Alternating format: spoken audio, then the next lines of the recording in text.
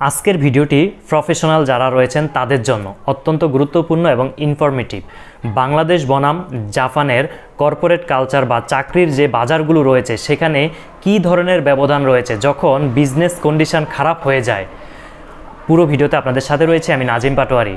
প্রিয় ভিউয়ার্স, যখন জাপানের কোনো প্রতিষ্ঠান কোম্পানি, এটা যে ধরনের প্রতিষ্ঠানই হোক না কেন, বিপদে পড়ে বিজনেস ক্ষেত্রে, এটা অর্থনৈতিক মন্দা হতে পারে, ব্যবসা খারাপ হতে পারে, তখন তারা প্রথম যে স্টেপগুলো নেয় তার মধ্যে অন্যতম হচ্ছে প্রতিষ্ঠানের টপ লেভেলে যারা রয়েছেন, যাদের 10 লাখ, 15 লাখ, 5 লাখ, 20 লাখ বা হোয়াট এভার ভালো মানের বেতন যাদের, তাদের বেতনের রেঞ্জটা ধারাবাহিকভাবে কমাতে থাকে যতদিন পর্যন্ত বিজনেস পুনরায় রিগ্রোথ না করে। তখন এটা কমাতে থাকে। তারা দেখে যে বিজনেসটা কোন দিকে যাচ্ছে, যদি ভালো হয় আবার ভালো হলে সেটাকে পুনরায় পূর্বের স্থানে নিয়ে যায়। আর যখন খুব বেশি খারাপ করে, উপরের শ্রেণীতে উদাহরণস্বরূপ 10 জন কর্মকর্তা রয়েছে, সেখান থেকে 3 জন, 2 জন, 5 জন করে কমাতে থাকে এবং কমাতে কমাতে একটা পর্যায়ে নিতান্তই প্রয়োজন যা তা রাখে। তারা কিন্তু মাঠ পর্যায় থেকে বা মিডল চেইন লেভেলে যেগুলো রয়েছে সেই পর্যায় থেকে কর্মকর্তা কর্মচারী কমায় না। এর কারণ হচ্ছে তারা এটা ভালোভাবেই বুঝে মূল রেভিনিউ কিন্তু মাঠ থেকে আসতেছে। আর বাংলাদেশের প্রেক্ষাপটটা হচ্ছে, ধরুন আপনার প্রতিষ্ঠানে 10 জন সিনিয়র কর্মকর্তা রয়েছে যারা 5 লাখ 10 লাখ টাকা বেতন। তারা যখন কোম্পানি বিপদে পড়বে তাদেরকে তাদের স্থানে স্থির রেখে মাঠ পর্যায়ে যে রয়েছে, যে একেবারে মাঠ পর্যায়ে কোম্পানির রেভিনিউ জেনারেট করছে, তাকে কমিয়ে ফেলছে, ছেটে দিচ্ছে।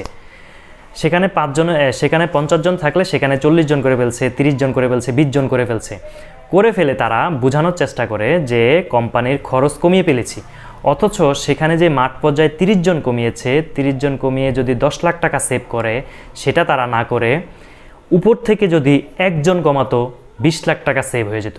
অথবা উপর থেকে যদি 5 জনের বেতন মিনিমাম কমিয়ে দিত, তাহলে এই জনবল ঠিক থাকতো এবং তাদের এক্সপেরিয়েন্স, মানুষগুলো যে ম্যান পাওয়ার সেটা ঠিক থাকতো এবং রেভিনিউ বা তাদের যে কোম্পানির কস্টিং সেটা কমে যেত এবং তারা পুনরায় এই কোম্পানির জন্য আরও বেটার কিছু করার জন্য নতুন রোড ম্যাপ তৈরি করে আবার এটা অ্যাপ্লাই করতে পারতো এবং ধারাবাহিকভাবে যখন এটা ইমপ্রুভ করতো তখন আবার পূর্বের যে কর্মকর্তা রয়েছে তাদের ফ্যাসিলিটি পূর্বের মতো ফিরিয়ে দিত।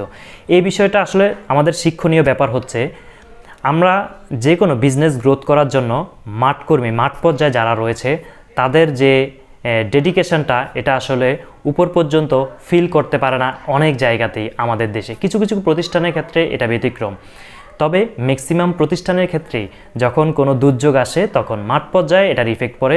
যাদের বেতন নিতান্তই 10, 15, 20 হাজার, 25 হাজার, 30 হাজার, হোয়াট এভার এই রেঞ্জের মধ্যেই, কিন্তু যাদের বেতন অনেক হায়ার স্যালারি দিয়ে যারা কাজ করছেন, যাদের কন্ট্রিবিউশন অবশ্যই আছে কিন্তু মাঠ পর্যায়ের ওই কর্মীদের মতো নয়, কিন্তু তারপরেও তাদের ফ্যাসিলিটি স্থির রাখা হয় বাংলাদেশের প্রেক্ষাপটে। কিন্তু বাহিরের দেশে যে উন্নত যে ডেভেলপ কান্ট্রিগুলো রয়েছে তাদের ক্ষেত্রে হচ্ছে উপর থেকে তারা এই জিনিসটা মিনিমাইজ করে কমিয়ে কোম্পানির যে রেভিনিউ বা বিজনেসের যে কস্টিং বা ইয়ারলি বা মাসিক সেটাকে মিনিমাম করে আনে দুর্যোগকালীন সময়ে প্রতিষ্ঠানকে স্মুথলি রান করার জন্য। আশা করি আপনারা বুঝতে সক্ষম হয়েছেন। সবাই ভালো থাকবেন। আল্লাহ হাফেজ।